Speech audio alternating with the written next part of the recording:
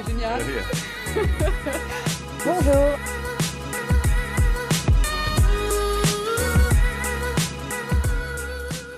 Bonjour à tous, merci de nous suivre en direct sur Figaro Live. N'hésitez pas à poser vos questions à notre invité d'aujourd'hui. Il vous répondra dans la deuxième partie de cette émission. Et justement, mon invité aujourd'hui est sans aucun doute le scientifique le plus populaire en France. Vous connaissez sa voix, vous connaissez son visage et surtout vous suivez avec beaucoup d'intérêt ses prévisions météo.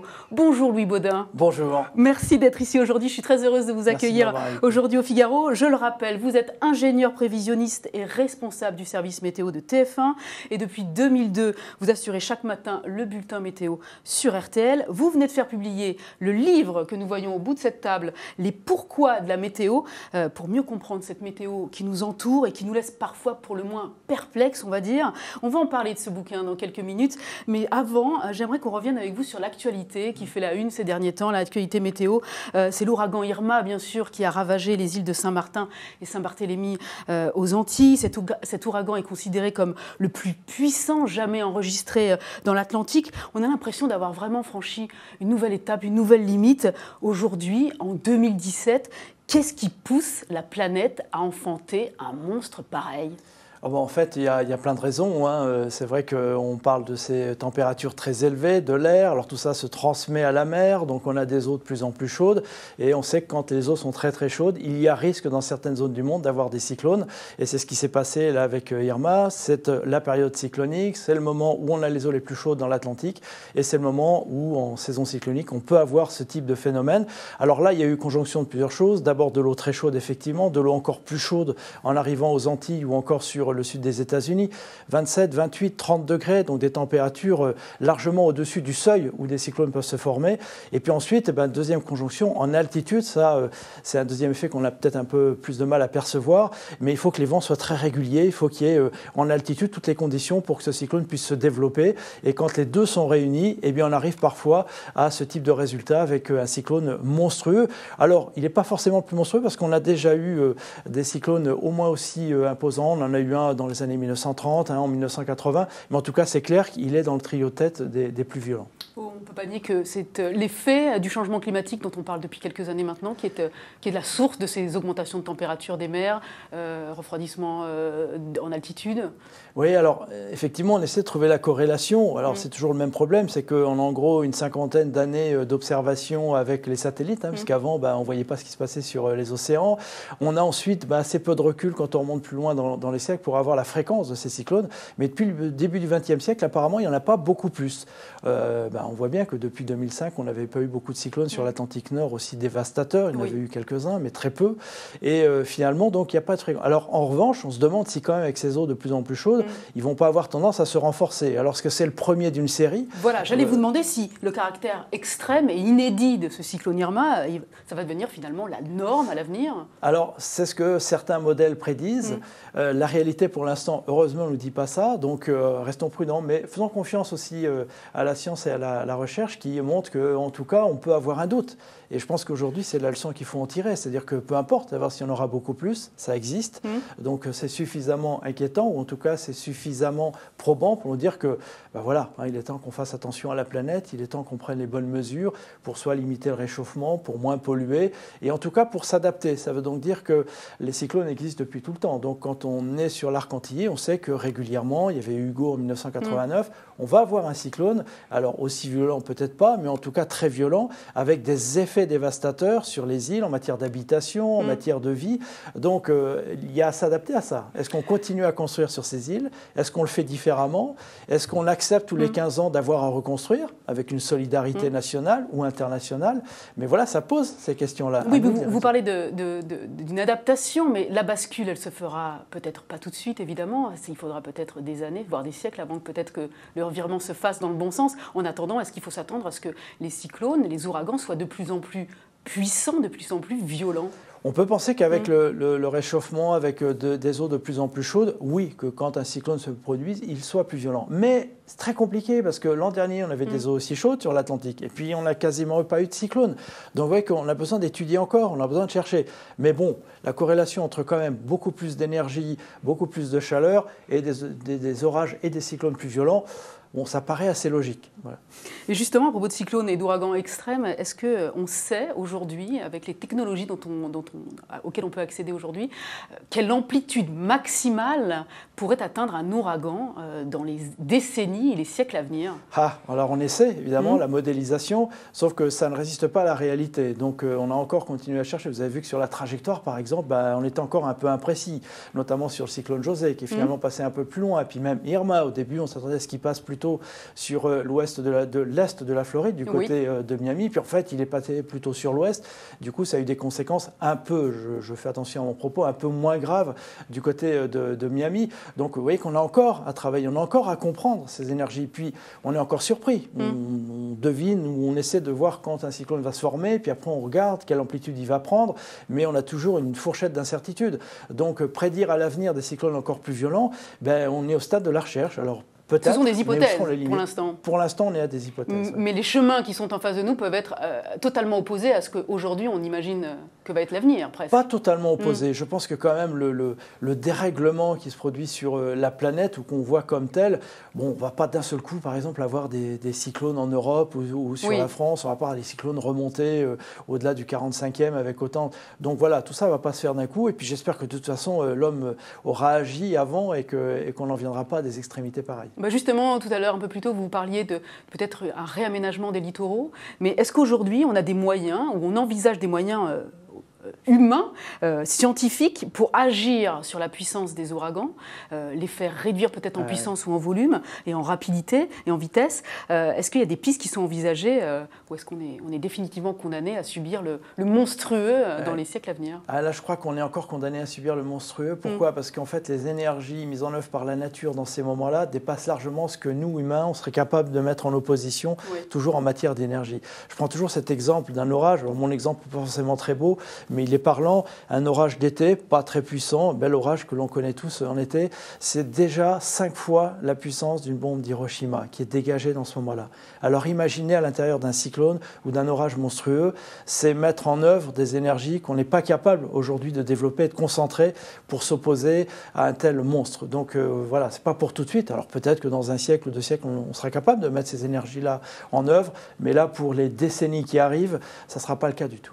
Vous parliez tout à l'heure d'une eau anormalement chaude, ou en tout cas suffisamment chaude pour créer ces ouragans. Est-ce qu'on peut imaginer qu'on sera capable de refroidir les océans par des moyens extrêmement importants peut-être, mais d'agir au moment où l'ouragan se développe? Est-ce qu'on peut imaginer qu'on arrivera à ralentir, à le freiner, à le réduire? Alors on peut imaginer, c'est vrai qu'on pourrait imaginer transporter des icebergs jusque sur les tropiques. Bon, alors le temps de les apporter, ils auront déjà fortement fondu. Alors après, il faut imaginer que les volumes contenus dans l'Atlantique, alors on ne va pas rentrer dans la technique, mais certes il faut des eaux très chaudes, mais il faut que ces eaux très chaudes soient également sur une belle épaisseur, jusqu'à la thermocline, une zone où on a la température qui s'inverse.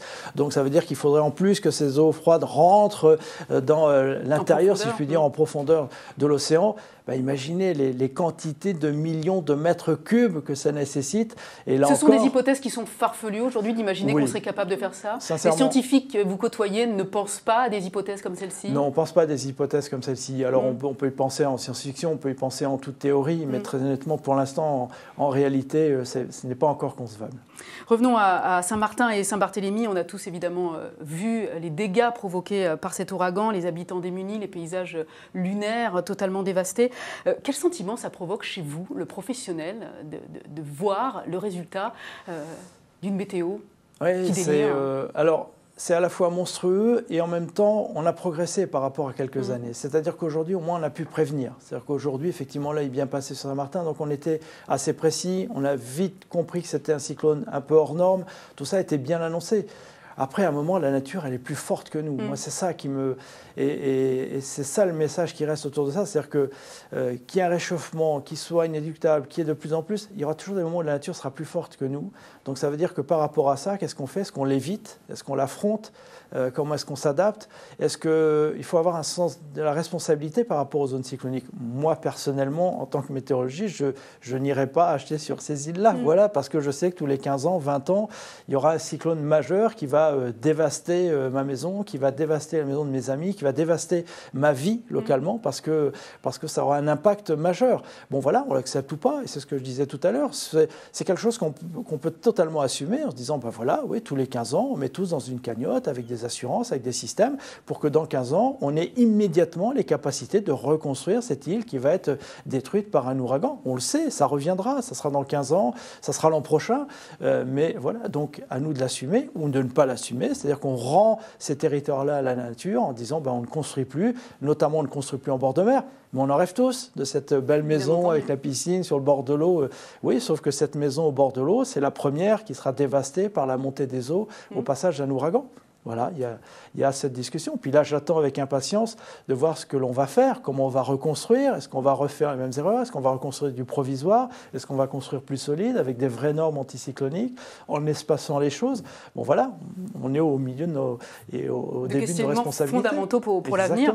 Ma question aussi, c'était dans le sens où quand vous avez démarré ce métier de scientifique, d'ingénieur météorologiste, vous n'envisagez certainement pas d'assister à des dégâts aussi importants, d'assister à des phénomènes météorologiques aussi dévastateurs. Qu'est-ce que ça crée chez vous comme sentiment de voir que ce vers quoi vous êtes tourné, l'affection, on va dire, que vous avez pour cette science, finalement, elle est destructrice plus qu'elle n'est bénéfique? Oui, mais elle l'est quand même beaucoup moins en matière de vie humaine, par exemple. Alors peut-être que matériellement, ça l'est autant, parce que peut-être que les phénomènes sont plus lents.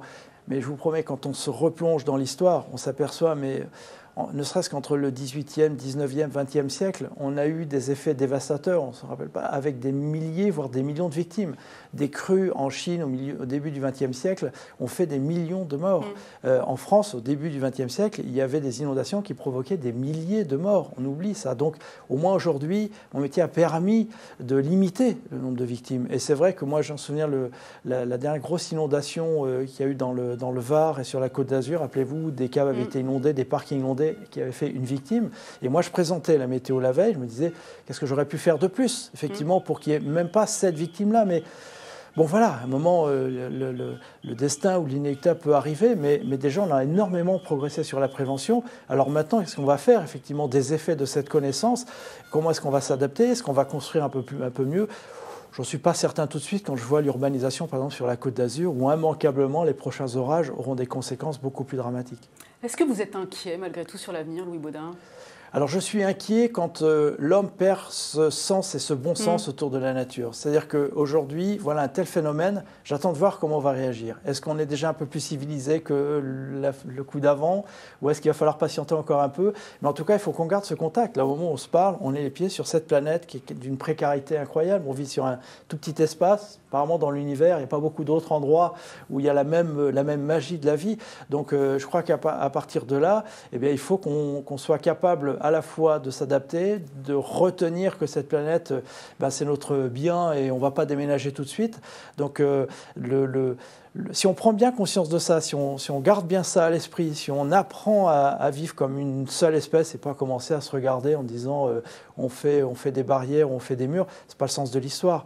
Donc voilà, si on va bien vers ça, je suis optimiste. Et la météo nous apprend ça, la météo nous rappelle ça en permanence. Je reste optimiste. Si évidemment on commence à rentrer dans le virtuel et à vouloir totalement oublier cette planète et sa nature, là on peut être pessimiste. Mais justement, à propos de pessimisme, vous sentez bien que le public que vous côtoyez régulièrement, parce que vous êtes le monsieur météo de TF1 et cette popularité fait que vous êtes amené à faire des conférences, aller vers le public. Ce public-là, il vous fait part de son inquiétude vis-à-vis du climat. Oui, c'est vrai. Oui, et alors il y a une part d'inquiétude, et alors c'est assez étonnant, je ne veux pas faire un clivage, mais il y a les urbains aujourd'hui qui justement vivent peut-être un peu moins avec cette nature, qui l'écoutent un peu moins et qui elle peut faire peur. Et effectivement, où il y a beaucoup d'inquiétude à travers ce qu'on peut lire, à travers ce qu'on peut voir. Et puis, vous avez encore le monde qui est proche de la nature. Ce sont les marins, ce sont les agriculteurs, ce sont les ruraux, parce qu'on la côtoie tous les jours. Et là, à partir du moment où on garde du bon sens, où on garde un contact, où on apprend à la regarder, voilà, on peut s'arrêter 5 minutes à regarder un coucher de soleil, on peut continuer à se dire, bah oui, cette année, je vais avoir des cultures compliquées, l'an prochain, ça sera mieux, savoir faire des réserves d'une année sur l'autre. Ce qui était le bon sens qu'on faisait avant. Tous les 5 ans, on mettait une part de culture de côté parce qu'on savait que on allait avoir une année compliquée et on pouvait la passer comme ça. Ben, je pense qu'il faut revenir à des raisonnements un peu plus modestes, un peu plus humbles. Aujourd'hui, en matière d'agriculture, on demande à des agriculteurs, à des vignerons, d'avoir le même rendement tous les ans. C'est pas possible. Ça n'est pas naturel. La nature offre des années très faciles, très confortables, puis des années beaucoup plus difficiles. Donc on ne peut pas demander la même chose d'une année sur l'autre. Alors ça, vous parlez de personnalités qui vivent en dehors des villes, qui sont, elles, un peu plus au fait du climat, de la météo, elles ont certaines connaissances que nous, urbains, nous n'avons peut-être pas. Et justement, je me disais, c'est pour ça que le livre « Les pourquoi de la météo », vous l'avez destiné à ces populations qui sont peut-être moins au fait, qui se posent des questions, qui vous suivent tous les jours, mais qui n'ont pas connaissance de ce que vous connaissez. Donc c'est vers eux que vous êtes tournés, et pour un peu résoudre leurs problématiques et leurs inquiétudes. C'est exactement ça. C'est l'idée de ce livre. C'est toujours la même chose. Moi, je suis un amoureux de ma planète. Je le suis tout le temps parce que je fais de la montagne, de la voile. Voilà, elle procure des émotions extraordinaires. On a la chance. Et plus on la connaît, plus on la comprend. Et donc, la météo est une porte d'entrée vers cette nature. Et plus on peut l'apprécier, et plus on va faire attention. C'est naturel. Voilà, on fait attention à ce que l'on aime. Et donc, si on peut la comprendre, quand on regarde un nuage, bon, alors c'est quoi? Ben voilà, je réponds à ces quelques questions. Quand on voit la couleur, ne serait-ce que du ciel bleu, ben pourquoi le ciel est bleu? Pourquoi les arcs-en-ciel? Pourquoi? Ben voilà, c'est des petites touches. Bon, certains scientifiques diront que j'ai pris quelques raccourcis parfois avec mais parce que vous la essayez d'être le plus pédagogique exactement, possible, de vulgariser, le plus accessible. Et justement, donc, comme vous venez de le dire, donc c'est une soixantaine de questions auxquelles vous répondez et que tout le monde se pose. Alors c'est, comme vous le dites, des questions simples. Pourquoi le ciel est bleu? Pourquoi le vent souffle? Pourquoi la neige est blanche? Et puis des questions plus complexes aussi, telles que, comme on l'a vu tout à l'heure, pourquoi la fonte de la banquise lutterait-elle contre le réchauffement climatique? Pourquoi le réchauffement planétaire provoque-t-il des hivers plus rigoureux? Vous expliquez tout ceci dans cet ouvrage de façon, comme on l'a dit, très pédagogique, très accessible. On laissera les internautes découvrir votre ouvrage pour connaître les réponses. Et il y a des questions plus originales, et une en particulier qui m'a interpellée. Je vais vous la poser et après on passera aux questions des internautes qui nous suivent et qui en posent depuis tout à l'heure. C'est pourquoi la météo a-t-elle révélé toute la vérité sur le naufrage du Titanic? C'est extraordinaire. Et là, c'est extraordinaire ce que vous révélez. Oui, c'est extraordinaire. En fait, pour ceux qui ont navigué, moi j'ai eu la chance de faire des records sur l'Atlantique, on traverse le courant du Labrador qui se trouve être dans la zone où se trouvait le Titanic. Le courant du Labrador, c'est ce courant qui arrive du nord, un courant d'eau froide et qui transporte les icebergs. Et bien au-dessus de cette air, de cette eau très froide, on a de l'air de plus en plus froid. Et bien la limpidité de cet air transforme la circulation, si vous voulez, de l'œil et en tout cas du rayonnement. Ce qui veut dire que l'œil est trompé, un peu comme un mirage quand on est dans le désert, est trompé par ce qu'il voit. Donc l'iceberg, en tout cas ce que l'on voit, est souvent beaucoup plus proche que l'impression que nous donne la vision. Et ça, c'est dû effectivement à l'air refroidi au-dessus de ce courant du Labrador. Et c'est d'autant plus traître que le changement, le passage entre ce courant du Labrador et ensuite le Gulf Stream est très brutal. C'est-à-dire qu'en quelques centaines, voire 1 kilomètre, on peut passer d'eau très froide à des eaux très chaudes. C'est assez spectaculaire parce que souvent, sous des eaux froides, on a des brouillards et on en sort très très vite. Eh bien, on peut être trompé parce qu'en quelques centaines de mètres, on passe d'une visibilité extraordinaire à une visibilité beaucoup plus terrible, en tout cas beaucoup plus réduite. Et je pense que ça a trompé les guetteurs sur le Titanic. Donc, ils ont pensé que l'iceberg était plus loin. Exactement. Et puis, vous parlez aussi de ce bateau qui n'était pas très loin, qui aurait dû voir les fusées d'alerte et qui ont confondu et ils les ont trouvées blanches alors qu'elles étaient rouges. Exactement. Et puis, les gens qui étaient déjà à bord des chaloupes pour s'enfuir et chercher l'assistance pensaient que le bateau était bien plus près d'eux alors qu'il était beaucoup plus loin. C'est assez extraordinaire la façon dont vous raconter ça. La propagation de ces ondes. Exactement. Et puis vous précisez également que la coque du navire contenait du soufre et qu'elle était très sensible au froid et que probablement ça favorisait la casse. C'est ce qu'on dit. Bon, on dit aussi que le métal qui a servi à construire le bateau ne respectait pas les normes d'architecture. Bon, au niveau des rivets, etc. Mais bon, ça fait partie du mythe de ce bateau et des explications qui nous permettent de comprendre pourquoi on en est arrivé là ce soir-là. On va passer maintenant, si vous voulez bien, donc aux questions des internautes qui nous suivent et puis ça sera la deuxième partie de notre émission.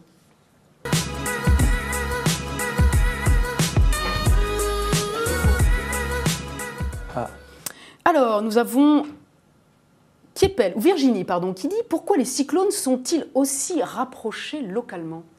Alors ils sont rapprochés parce que effectivement, je vous le disais tout à l'heure, il faut des conditions pour que ça se forme, donc il faut des eaux très chaudes, il faut une configuration verticale des vents qui permettent à ces cyclones de se développer. Et en général, ces situations favorables, elles persistent un petit peu. C'est-à-dire que quand il y en a un premier, généralement dans les 4, 5, 6 jours derrière, la situation est encore favorable et un autre va pouvoir se former. C'est pour ça que dans une saison cyclonique, qui sur l'Atlantique, là, ce qui nous intéresse durant en gros de mi-août jusqu'à mi-octobre, on a 2 mois et on a à la fois ces eaux chaudes et puis cette configuration verticale qui va favoriser, si je puis dire, la formation des cyclones. Donc voilà pourquoi sur ces 2 mois, en moyenne sur l'Atlantique, c'est 10 à 15 cyclones par an. Bon là, on en est à une douzaine à peu près. Donc voilà pourquoi ça peut être rapproché. Et on a pu, ça a été le cas là, voir 3 cyclones en même temps, puisqu'il y en avait un sur le golfe du Mexique, il y avait José et Irma. Arba, qui a l'air d'être assez au fait de ce qui se passe en météo, demande est-ce que le programme américain HAARP peut influencer la météo? Elle précise HAARP signifie High Frequency Active Auroral Research Program. Oui, alors ça, c'est tout ce qui est, je vais généraliser, mais tout ce qui a lieu à trait aux ondes, tout ce qui a trait aux transmissions, aux utilisations de certaines fréquences pour plein d'applications scientifiques, de transmission ou d'autres essais. Effectivement, on peut se poser la question de ces vibrations, ou en tout cas de ces ondes. Jusqu'à maintenant, en tout cas à ma connaissance, on n'a pas vu de corrélation directe. Maintenant, encore une fois, vous voyez que je reste prudent si on veut rester sur le côté scientifique. Il faut continuer à rechercher. Peut-être qu'un jour, on trouvera des corrélations. Pour l'instant, en tout cas, ce n'est pas le cas. Virginie demande si on sait tout prévoir, quelles sont les régions du monde qui seront impactées prochainement? Prochainement, dans les 20 prochaines années, ce seront les mêmes zones. C'est-à-dire que les cyclones toucheront dans le Pacifique les zones toutes proches de l'équateur, soit dans l'hémisphère nord, soit dans l'hémisphère sud. Même chose pour l'Atlantique, avec une particularité pour l'Atlantique, c'est qu'il n'y a pas de cyclone dans la partie sud de l'Atlantique. Vous n'entendez jamais parler de cyclone arrivant sur le Brésil ou autre. Non, il n'y a pas de cyclone, parce qu'on n'a justement pas la configuration pour qu'il se forme. Mais en revanche, dans l'Atlantique Nord, là, on en a vu malheureusement les effets. Puis même chose dans l'océan Indien, où de part et d'autre de l'équateur vont se former ces cyclones. Donc ça, c'est parfaitement identifié. Et pour les prochaines années, on sait que ça se passera encore là. Alors on va surveiller effectivement s'ils sont de plus en plus violents. Puis l'autre phénomène particulièrement dangereux, ce sont les tornades. Oui. Alors là, on connaît ça au centre des États-Unis. Même chose, on va surveiller leur évolution. On n'en note pas forcément beaucoup plus, mais c'est vrai que là aussi, les dernières années, il y a eu des tornades particulièrement violentes au centre des États-Unis. Et là aussi, ça vient de conflits entre de l'air très chaud qui remonte du golfe du Mexique et l'air froid qui résiste dans le Canada. Donc on peut penser que si ces conflits existent encore, dans les prochaines années, il y aura toujours beaucoup de tornades. Et qui vont s'amplifier. On a Renaud qui demande, considérez-vous que les scientifiques et les médias interprètent certains phénomènes récents comme Irma ou José pour convaincre les gens de l'urgence climatique? Oui, alors c'est vrai. C'est pour ça que moi j'essaie...